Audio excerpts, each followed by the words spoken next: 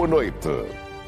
Em Ambaca, os agricultores pediram e São Pedro abriu as comportas para a felicidade de quem trabalha no campo. Em Moçambique, a chuva não está a ser generosa. Já matou mais de 100 pessoas e promete continuar com o seu raio de destruição. Grupo Opaia entra para a indústria automóvel com a inauguração de uma linha de montagem de viaturas a combustão, híbridas e elétricas. Dia 20 de janeiro. Eu sou Ernesto Bartolomeu, você está a ver o Telejornal.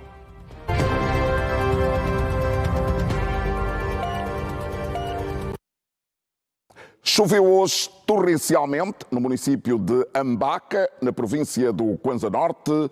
A chuva, que durou mais de uma hora, deixou por alguns minutos a vila de Camabatela sem energia elétrica. Dados do Serviço de Proteção Civil e Bombeiros diz que, pelo menos até agora, não há vítimas mortais nem pessoas desalojadas.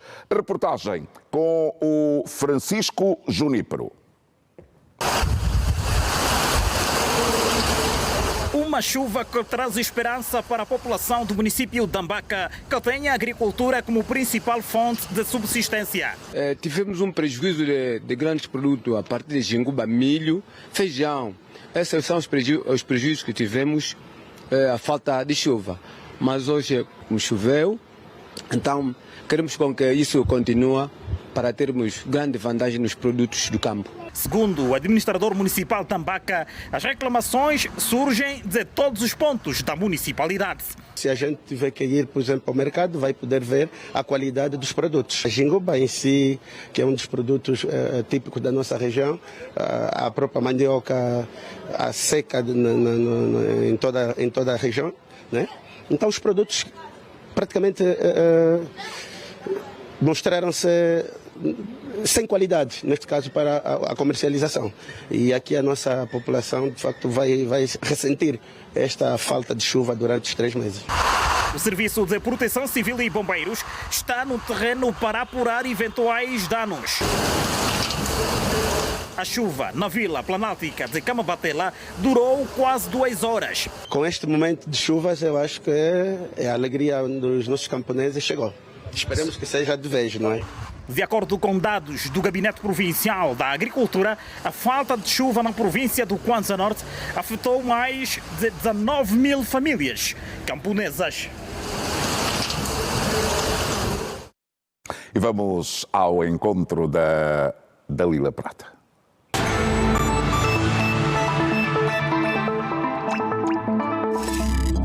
Dalila, para já, muito boa noite. Boa noite, Ernesto. Parece que, e são dados que estivemos a recolher agora, parece que só em Luanda e Moçambique é que não há previsão de chuva.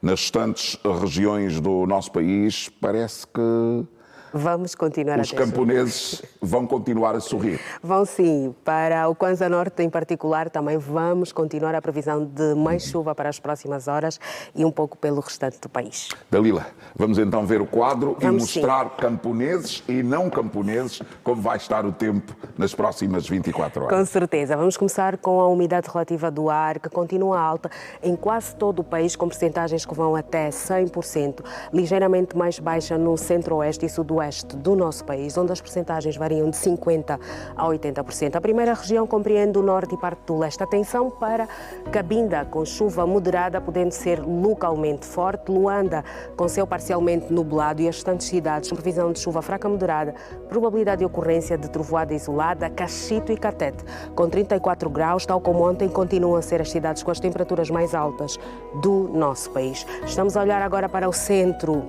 e o restante do leste. Nesta região temos todas as cidades com previsão de chuva fraca moderada, probabilidade melhor de ocorrência de trovoada. O Huambo e Cuito com 16 graus juntam-se no sul. A cidade de Lubango com igual número e tem as temperaturas mínimas mais baixas do nosso país. Aqui nesta região, Moçambique com céu parcialmente nublado sem chuva. As restantes cidades com previsão de chuvisco ou chuva fraca moderada com probabilidade de ocorrência de trovoada isolada. Vamos olhar o tempo agora em atenção em Luanda. No momento, com uma temperatura de 26 graus, a previsão amanhã é de céu parcialmente nublado, continuamos sem chuva para Luanda. As temperaturas altas, amanhã 31 graus de temperatura máxima, quinta 30 e na sexta uma ligeira descida. Ernesto, para os 28. Mas a sensação térmica vai ser certamente 30 graus. Dalila, Alta. muito obrigado. Obrigada, Boa noite Ernesto. e até amanhã por estas informações. Deixamos Luanda. Vamos agora até ao Índico. Subiu para 112 o número de vítimas mortais provocadas pela chuva e cheias em Moçambique. As autoridades alertam que o nível das águas pode continuar a subir nas próximas horas. Fontes humanitárias e testemunhas disseram ontem que, por causa das inundações, milhares de pessoas abandonaram as suas casas. Algumas ficaram presas nas zonas onde moram, precisamente por causa do volume das águas. A Federação Internacional das Sociedades da Cruz Vermelha e do Crescente Vermelho estão no terreno a apoiar as vítimas. Eles dizem que mais de 620 mil pessoas estão afetadas pelas enchentes que causaram danos generalizados a residências, infraestruturas e centros de saúde. Nós reiteramos de facto para que as pessoas se retirem. Esta é a primeira onda. Na tarde de hoje, à noite e até amanhã de manhã, haverá a possibilidade de que esta água aumente. Fowler acrescentou que voluntários estão a utilizar pequenos barcos de pesca para salvar pessoas, mas o acesso às vítimas das enchentes está a ficar cada vez mais difícil. Esta imagem mostra como a terra ficou submersa, com apenas as copas das árvores visíveis, não havendo para já uma estimativa do número de mortos ou feridos. Falar às populações afetadas e não só, a continuar a acatar as informações e observar tanto as instruções emanadas pelas autoridades competentes sobre o ponto de situação dos eventos, com vista a evitar mais perdas e danos, uma vez que os volumes de níveis das águas poderão prevalecer por um período considerável, até pelo menos 2 semanas.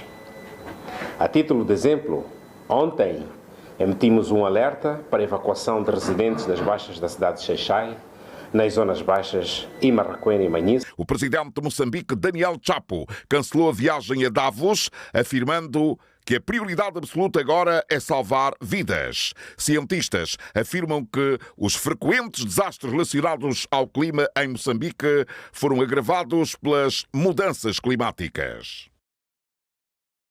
E o Presidente da República manifestou preocupação pelos problemas decorrentes das intempéries que estão a ocorrer em Moçambique, com consequências graves em termos de perdas de vidas humanas e prejuízos materiais. O posicionamento do chefe de Estado consta de uma mensagem ao seu homólogo moçambicano, Daniel Francisco Chapo, endereçada hoje. João Lourenço exprime sentimentos de pesar às famílias enlutadas em resultado da calamidade natural que assola Moçambique. O Presidente da República diz, no entanto, que tem confiança que, graças ao espírito de resiliência que caracteriza o povo moçambicano, vai ser possível seguramente ultrapassar este momento de adversidade, avançando com determinação no processo de recuperação e reconstrução das áreas e localidades afetadas.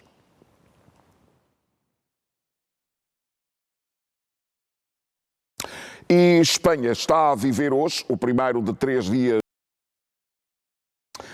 275 personalidades das Forças Armadas angolanas foram hoje condecoradas pelo Ministro de Estado e chefe da Casa Militar do Presidente da República. O ato, inserido nas celebrações do 50º aniversário da independência nacional, assinalados em novembro último, e nas comemorações das Forças Armadas angolanas, visou reconhecer o contributo dos distinguidos à nação. O ato inserido nas celebrações do 50º aniversário da independência nacional e nas comemorações das Forças Armadas angolanas visou reconhecer o contributo dos distinguidos à nação.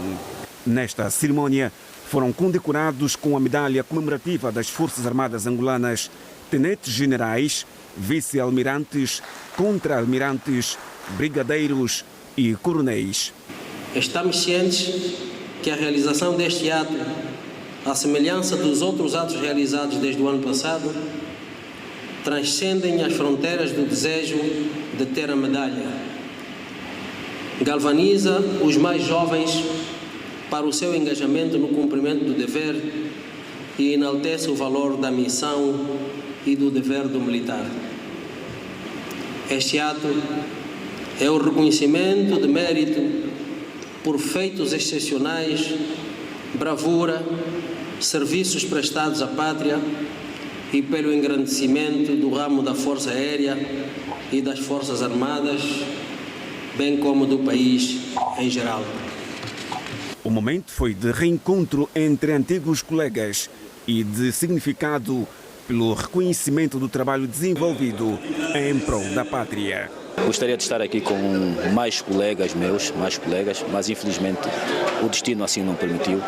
Então eu revejo-me também neles. Aqueles que partiram já faz tempo, revejo-me em todos eles. Sinto-me totalmente congratulado pelo reconhecimento do governo e das Forças Armadas angolanas, pelo contributo que eu prestei ao longo dos anos que eu permaneci no ativo nas Forças Armadas e hoje na reforma. Foram 42 anos de muito sacrifício, portanto que sejam tenazes, que comprometam-se com a pátria e assumam os deveres da pátria. São 48 anos nas Forças Armadas e então estou regozijado para me darem essa medalha no decreto presidencial. Dedicar mesmo esta autógrafa a todos os companheiros que andaram comigo nas grandes batalhas, principalmente nas batalhas do Bié, com maior realce ao general Simeone Mukune, que andou comigo nas batalhas e fui com ele até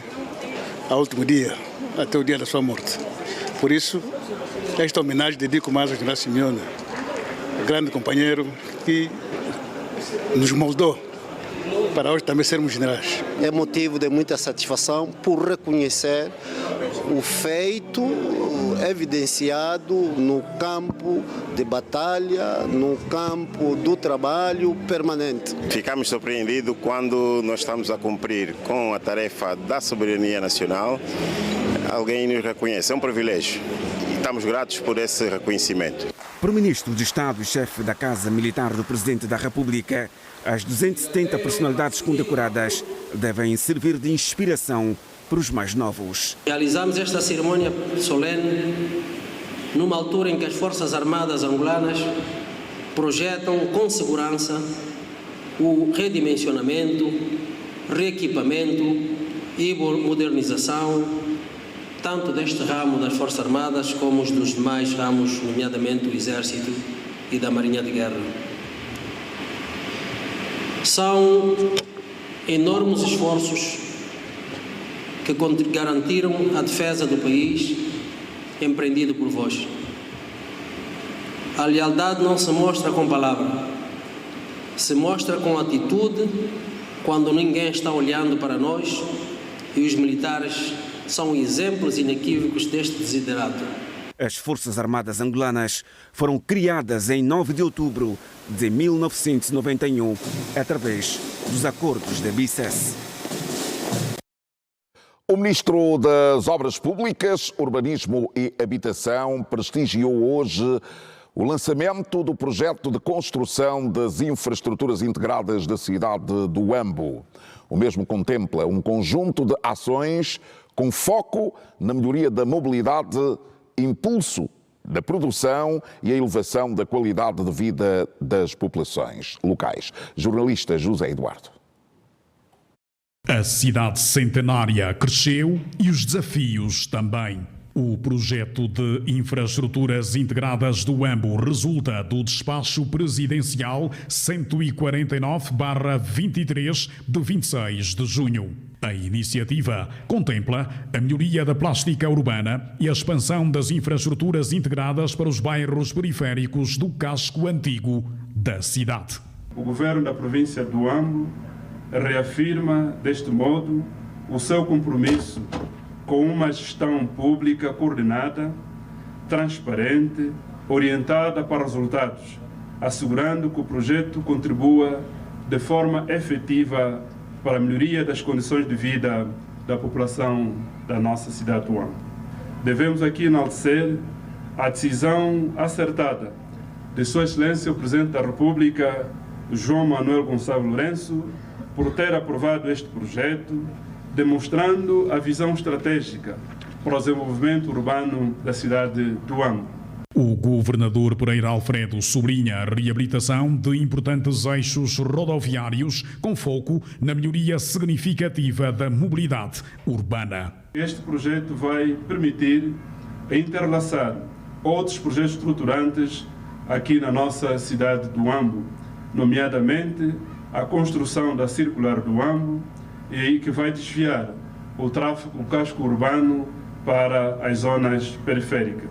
O governo local assume a responsabilidade direta pela execução do projeto de construção das infraestruturas integradas da cidade do Huambo no âmbito da descentralização administrativa e a transferência de competências para os governos provinciais. Sua Excelência Presidente da República aprovou um programa de intervenção das infraestruturas ou de requalificação urbana em 15 províncias do nosso país, em diferentes 13 estágios. Um primeiro em que junta-se hoje a província do Huambo e que já estamos em Luanda, no Lubango, na Huila, em Benguela, Lubito e Catumbela, em Benguela e no Sumbe, Kwanza Sul. Hoje o Huambo junta-se também no leque das 5 províncias que têm as suas infraestruturas em curso. A primeira fase da empreitada, a cargo da construtora Angolaca, garante mais de 200 postos de trabalho. Numa fase inicial, 200 empregos, numa fase média, 450 empregos e numa fase de pico, mais de 1000 empregos. É com os projetos das infraestruturas que nós também garantimos o emprego para os nossos jovens. Então peço à ACA, a DAR e a Portecos que é para os nossos jovens que devemos servir aos empregos que se vão gerar nesta obra. No âmbito desta empreitada estão previstos a construção de 148 quilómetros de rede rodoviária, a instalação de 69 quilómetros de iluminação pública e a criação de mais de 80 hectares de espaços verdes. A polícia encontrou hoje o 5º corpo resultante do homicídio que ocorreu na comuna do Ramiros. De acordo com as autoridades, trata-se do corpo da sobrinha que supostamente mantinha um caso amoroso com o esposo da tia. Informações dizem também que o homem que terá ingerido água de bateria tentou hoje, mas sem sucesso, fugir do hospital.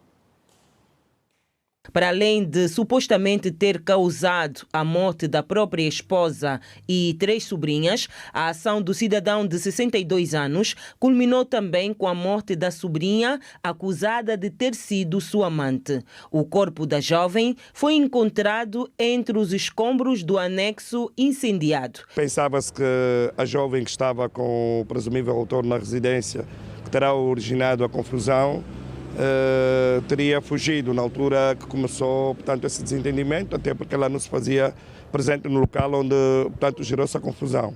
Mas do trabalho de continuidade que está a ser feito pelos órgãos de investigação, sobretudo aqui o SIC, em coordenação com o DIP e a Ordem Pública, hoje mesmo conseguiu-se descobrir que há mais uma vítima. Nesse caso é a jovem que ao fugir escondeu-se por detrás de uma das portas da residência e lá atrás mesmo, na altura que atearam fogo à residência, ela acabou também carbonizada. Só hoje é que o trabalho exaustivo que está a ser feito até agora no local conseguiu-se chegar portanto, a essa descoberta de que há mais um corpo. Portanto, subiu para 5 o número de vítimas, todas do sexo feminino. Enquanto isso, de acordo com as informações do corpo clínico, o acusado terá tentado fugir do hospital, mas infelizmente foi frustrada. E a posterior, o paciente teve uma queda súbita ao solo que começou com diminuição do nível de consciência. Com esse quadro, o paciente agravou e foi trasladado até a nossa unidade da UTI. A partir daí está sendo feito alguns exames e já foi solicitado um TAC, uma tomografia do crânio, para ver como é que o paciente está a evoluir. E no TAC está sem alterações. A equipa médica garante que o estado clínico do paciente é estável e a qualquer momento poderá ser entregue às autoridades. Estão também determinadas as causas das mortes de 3 crianças encontradas no interior de uma viatura nos Molenvos, aqui na cidade capital. O SIC apresentou hoje o resultado da autópsia e os corpos foram entregues às famílias para a realização do funeral. O SIC já tem o resultado da autópsia feita às crianças de 3, 4 e 5 anos de idade que foram dadas como desaparecidas e que depois foram encontradas mortas dentro de uma viatura nos Molenvos. Os cadáveres das 3 menores foram subpostos a exames de necrópsia, cujos resultados foram tornados públicos, que se deu a ver que as raparigas, as menores, morreram por asfixia. O confinamento exagerado, sem o ar, sem oxigênio dentro do veículo, então levou as 3 menores a morrerem de asfixia. Nós, enquanto investigadores, ouvimos de tudo. Ouvimos que foram violadas sexualmente, que houve negligência, ouvimos também que há problemas entre as 2 famílias, mas existem 4 tipos de conhecimento. Okay?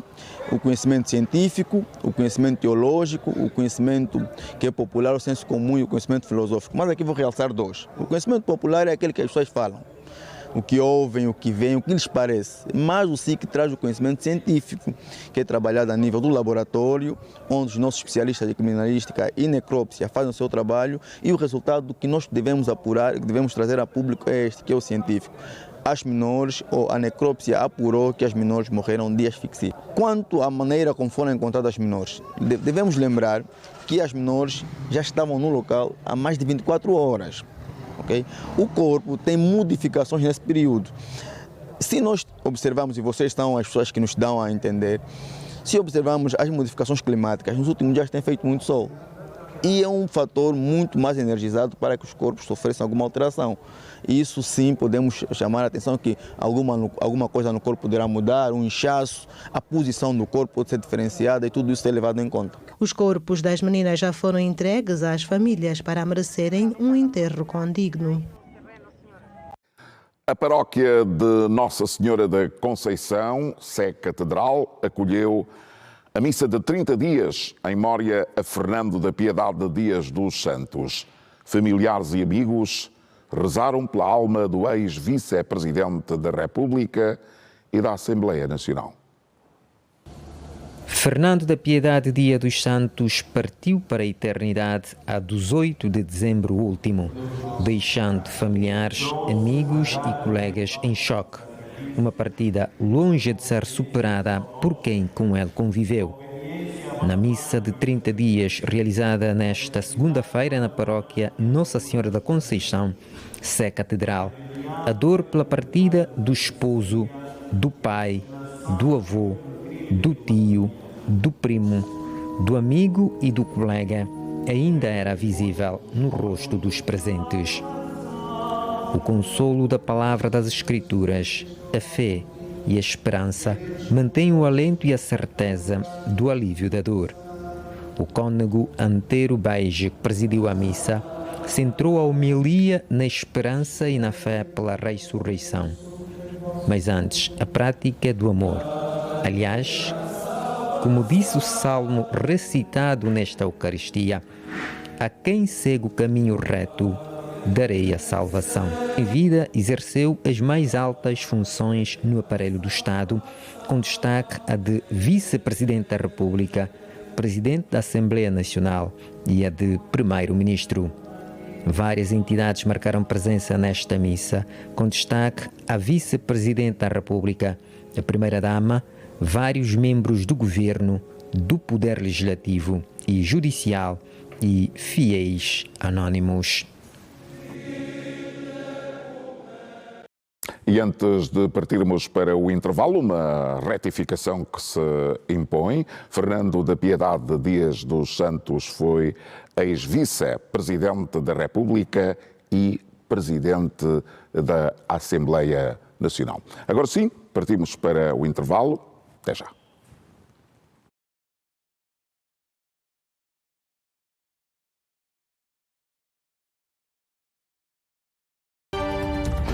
No regresso ao telejornal, vamos olhar para as questões económicas.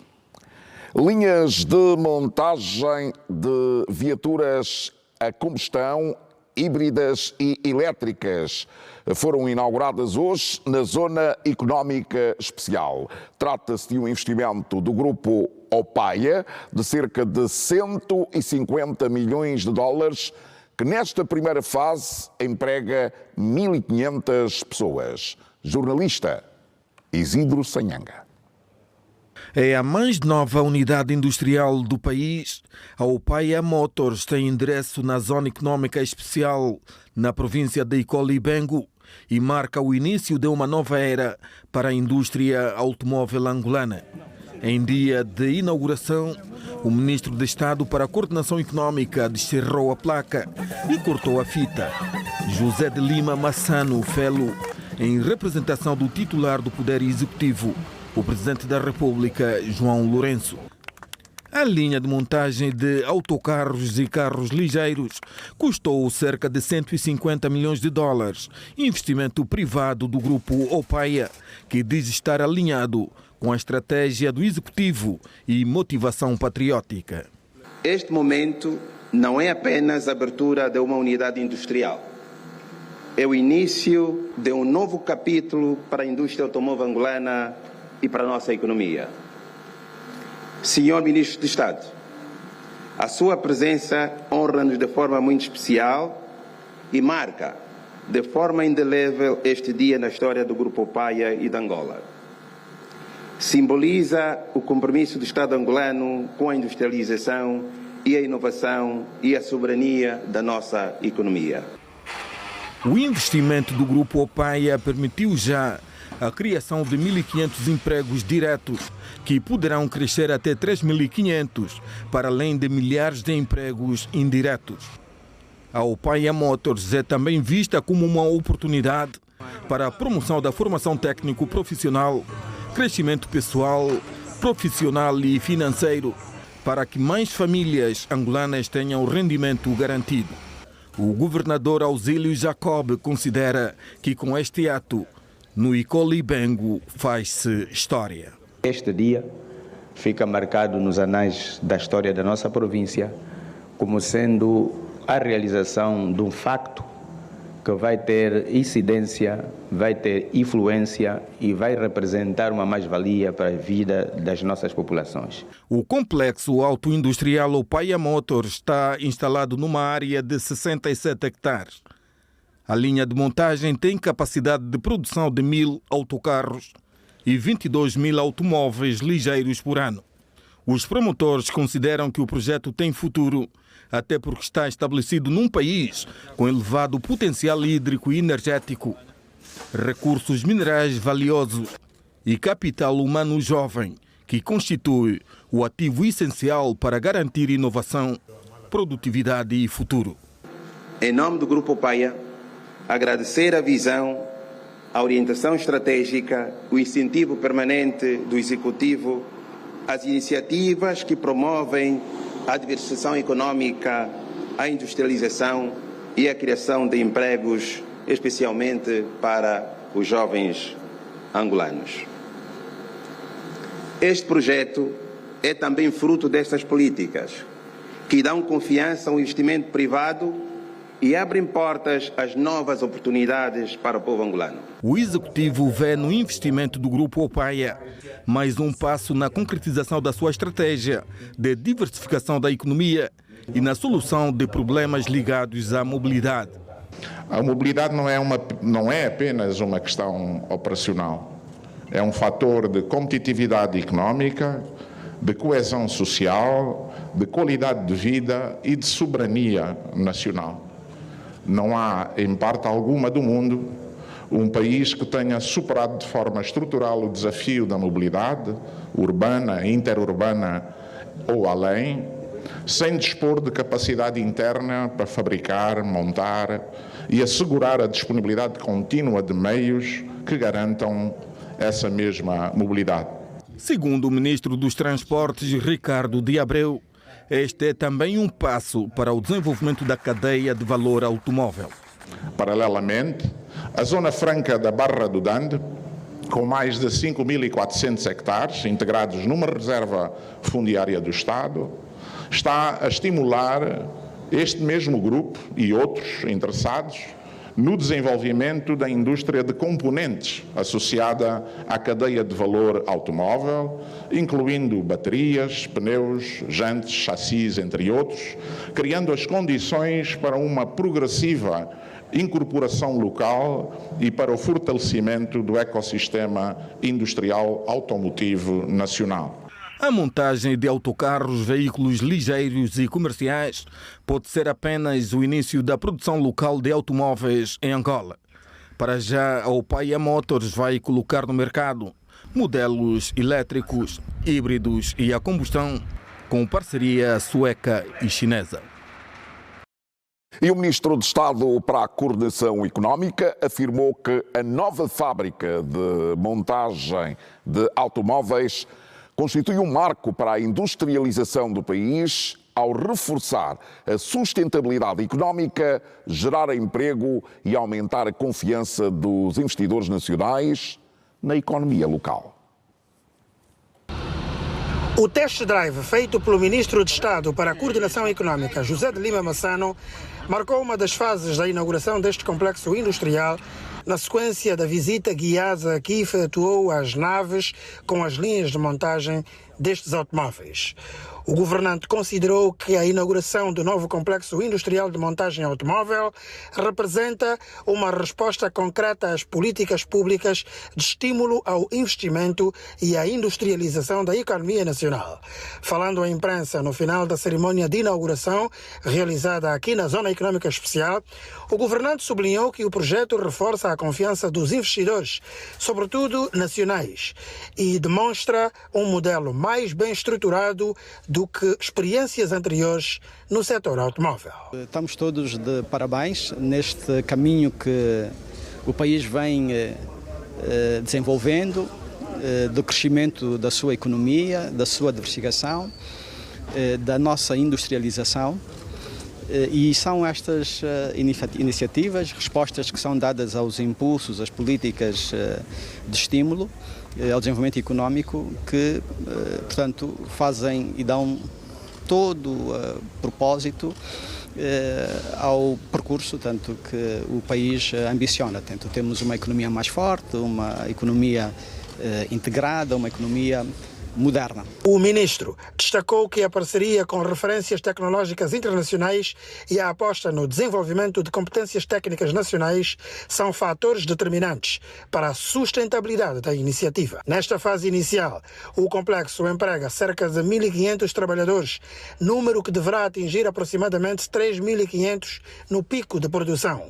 Grande parte dos jovens envolvidos encontra aqui a sua primeira oportunidade de emprego, beneficiando de formação e treino técnico, o que, de acordo com José de Lima Massano, garante uma base sólida de mão de obra nacional qualificada. Competências que estão a ser desenvolvidas. Portanto, o que verificamos é essencialmente esta mão de obra nacional que está aqui presente e que também dá esta perspectiva de sustentabilidade desta iniciativa. O ministro destacou ainda o potencial de integração progressiva de componentes de produção local na montagem das viaturas. Entre os exemplos citados estão os bancos, pavimentos e alguns elementos de segurança dos autocarros, que já poderão ser produzidos em Angola, contribuindo para o aumento do conteúdo local e para a consolidação da cadeia industrial. Verificamos e o potencial que estamos naturalmente todos a constatar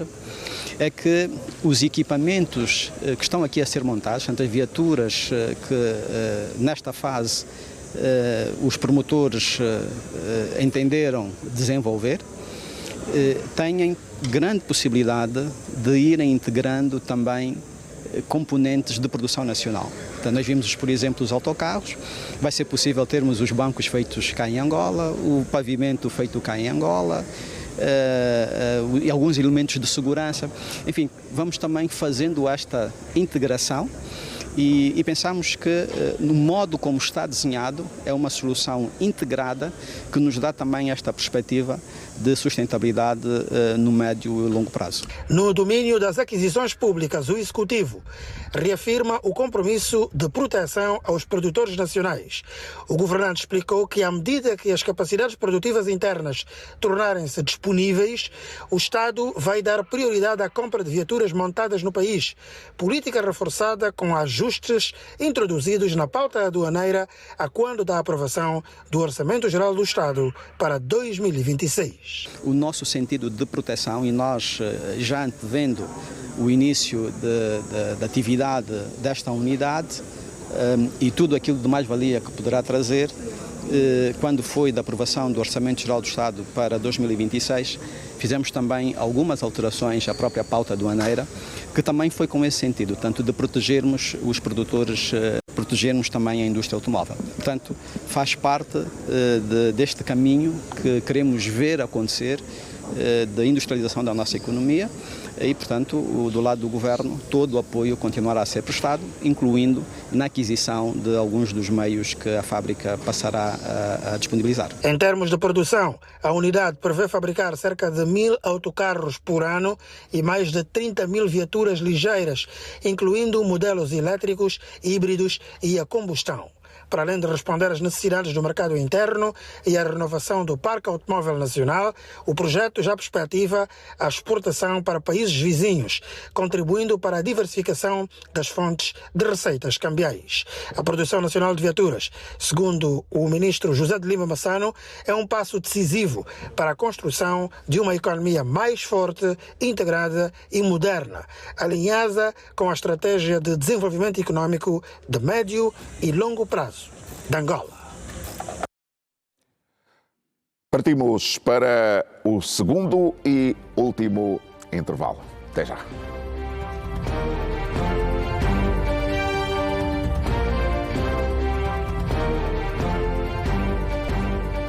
No regresso ao telejornal, Emília Carlota Dias avança como candidata única ao cargo de secretária-geral da OMA.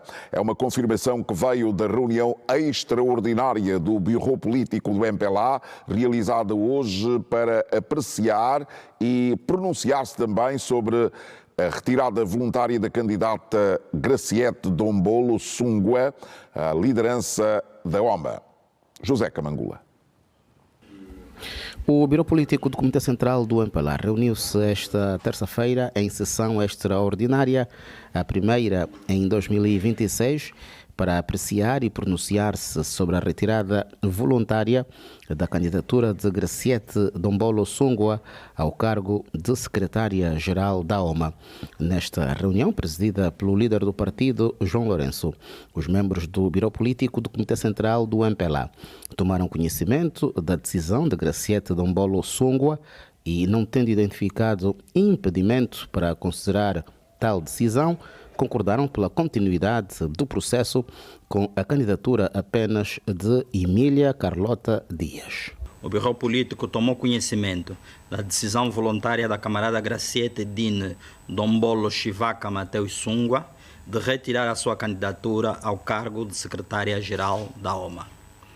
tendo constatado que não existem fatores impeditivos para a aceitação da decisão da camarada Graciete Dine Dombolo Chivaka Mateus Sungwa, por ser legítima e alinhada com os princípios e regras da democracia interna, o Birro Político do Comitê Central considera que o processo deve prosseguir com a candidatura da camarada Emília Carlota Sebastião Celestino Dias, nos termos previstos nas bases gerais e regulamento eleitoral da OMA.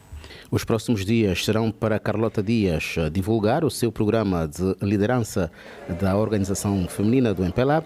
O 8º Congresso Ordinário da OMA decorrerá no final de fevereiro deste ano, com o objetivo de avaliar a implementação do programa de ação, aprovar documentos orientadores da organização, incluindo os estatutos, programa de ação e a tese para o mandato 2026-2031 e eleger os órgãos de direção individual e colegial. O telejornal, a notícia sempre em primeiro lugar. Daqui a pouco vem aí o João Pinto e a grande entrevista. Aqui nos nossos estúdios, o João Pinto conversa hoje com Alexandre Sebastião André, o presidente do PADA, Aliança Patriótica. Vão olhar, nomeadamente, para a desvinculação do partido da Casa CEE e os outros desafios político-partidários. Portanto, esta grande entrevista aconselho a não perder. Assim, em especial, desejo boa noite. Até amanhã.